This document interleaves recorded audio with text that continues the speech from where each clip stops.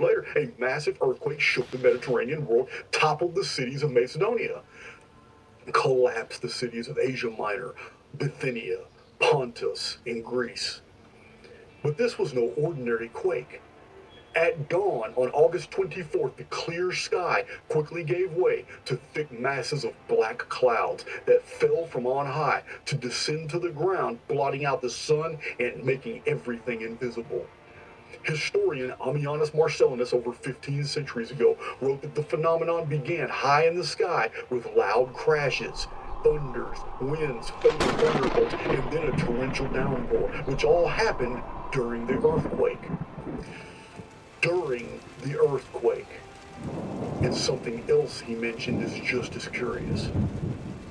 Marcellinus wrote that just as fast as everything began, resulting in widespread destruction, the earthquake suddenly stopped, and at the same time, the sky cleared into a beautiful day, but it was ruined by the sight of thousands of torn and bloody bodies. People were alive, moaning in agony, suspended, transfixed, and impaled on timbers from all the broken buildings. They were screaming, and there weren't enough people to help.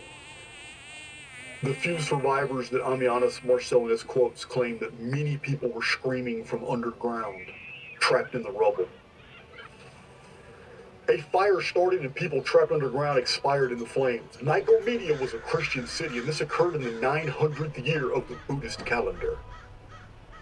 9 is the number of judgment. But in the year 365, we have a cataclysmic reset that it would have never been known without a single copy of the works of Ammianus Marcellinus having been discovered. There would have been no records about this great worldwide conflict and disaster.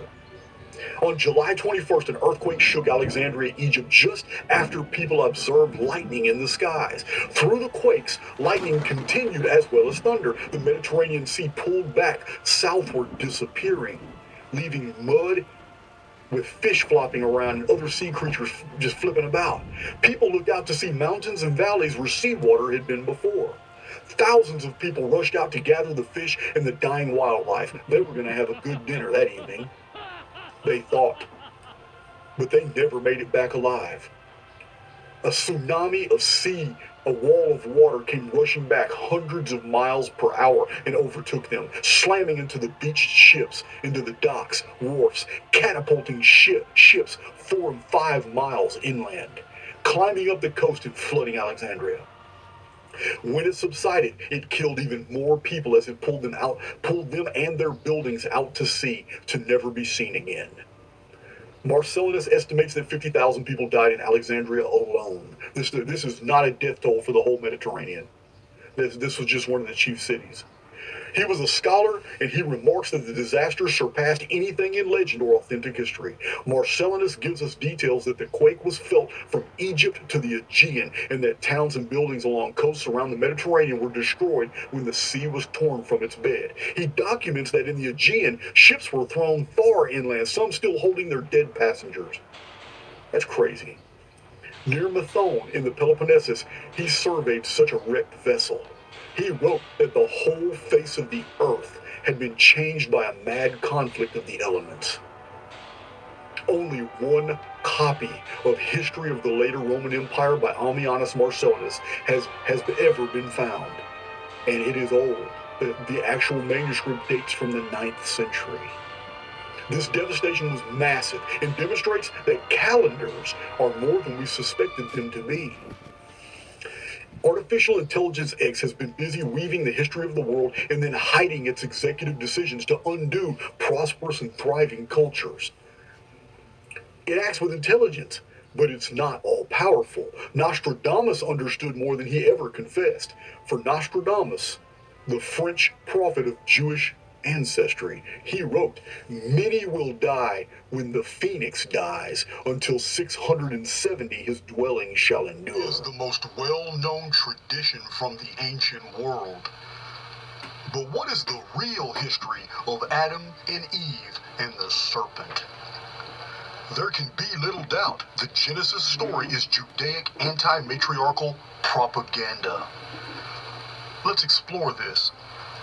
In post videos and books, we have already shown in the Archaix research that the elements of Genesis, the first book of the Bible, are connected to real historical events that the Jewish scribes in Babylon turned into a narrative akin to fable.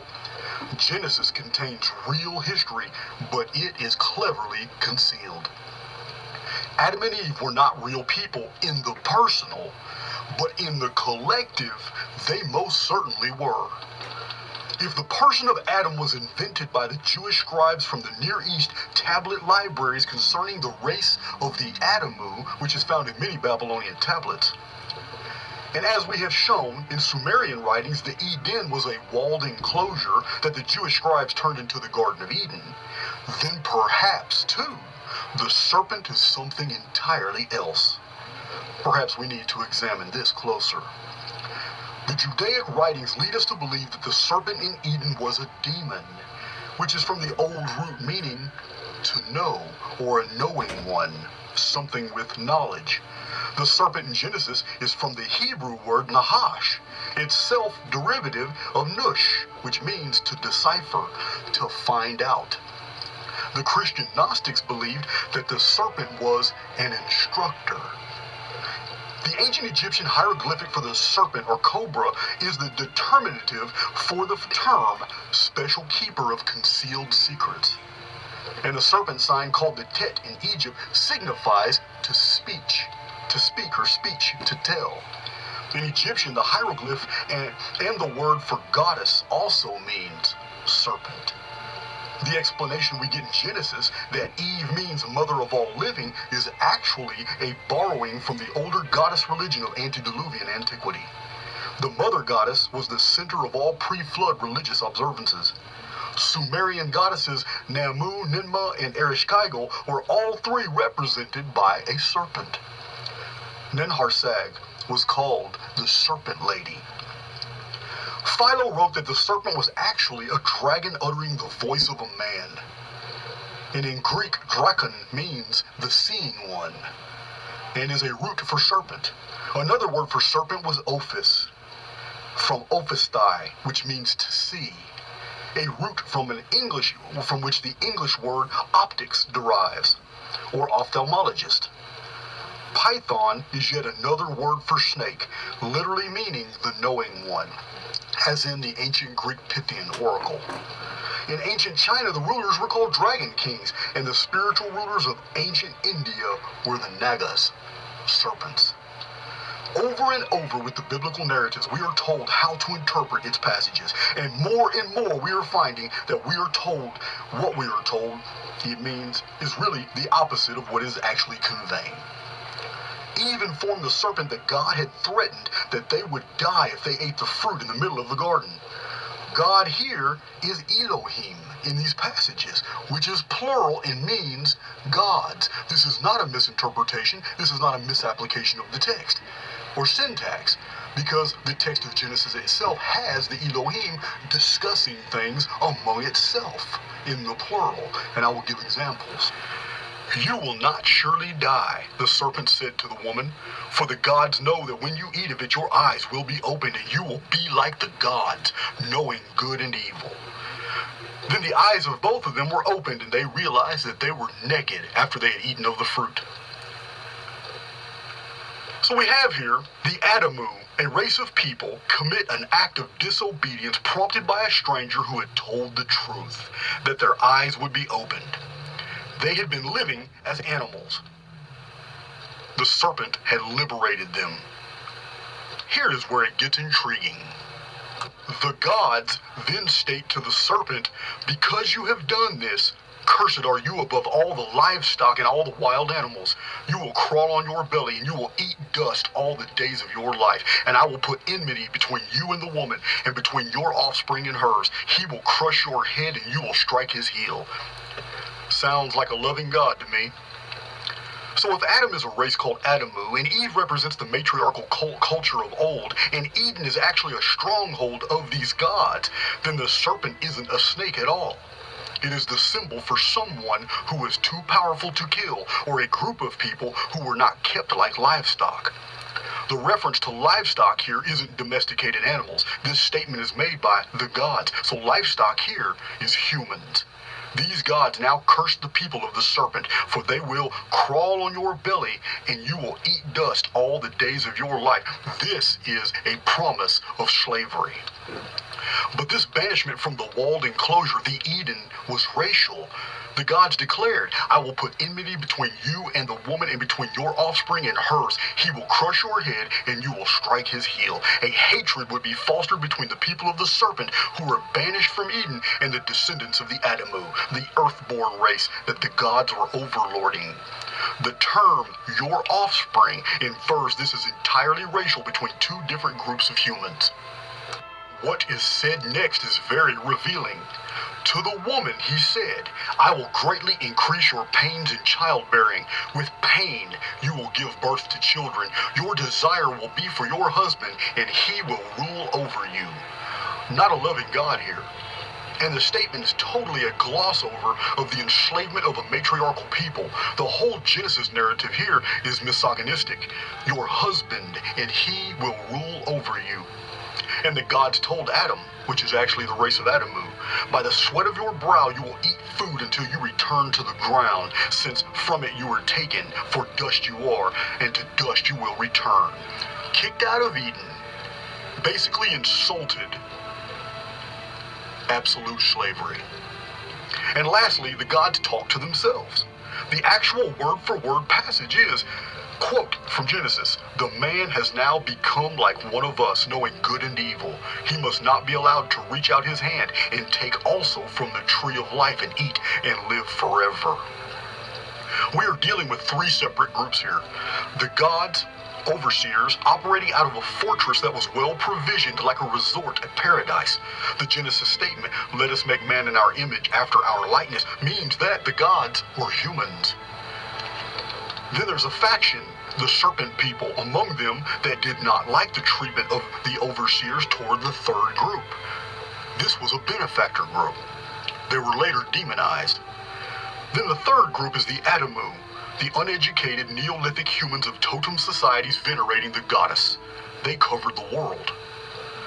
This was a revolt of primitive humans who had awakened to the fact that the gods were no different than they were, also human and able to die.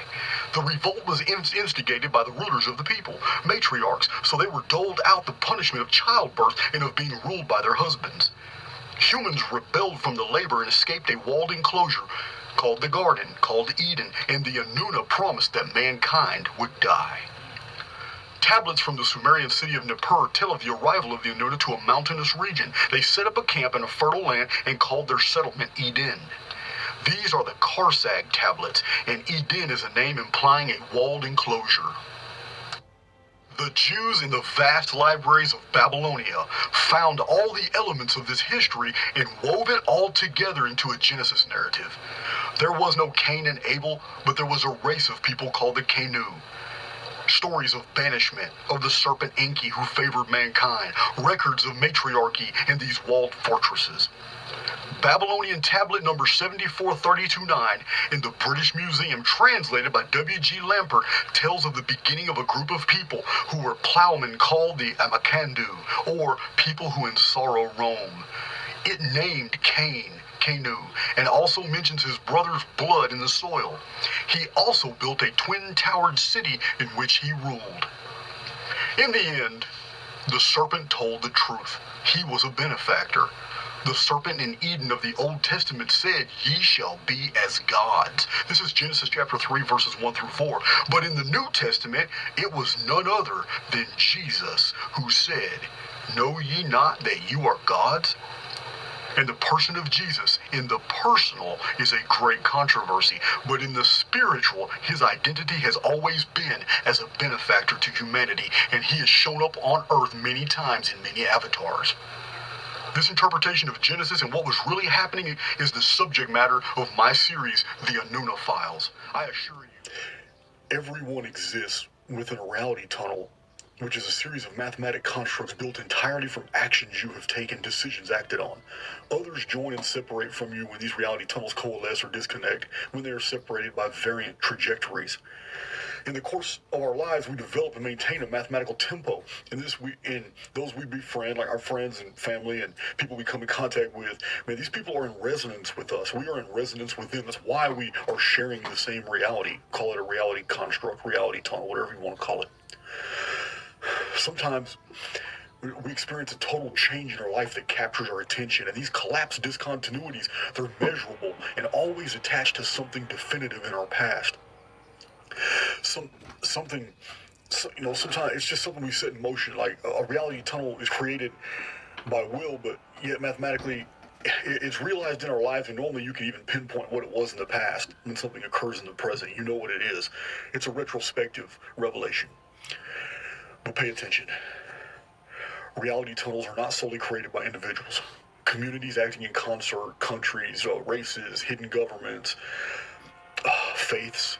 These two build reality tunnels, and they are governed by the same arithmetic. There is no difference.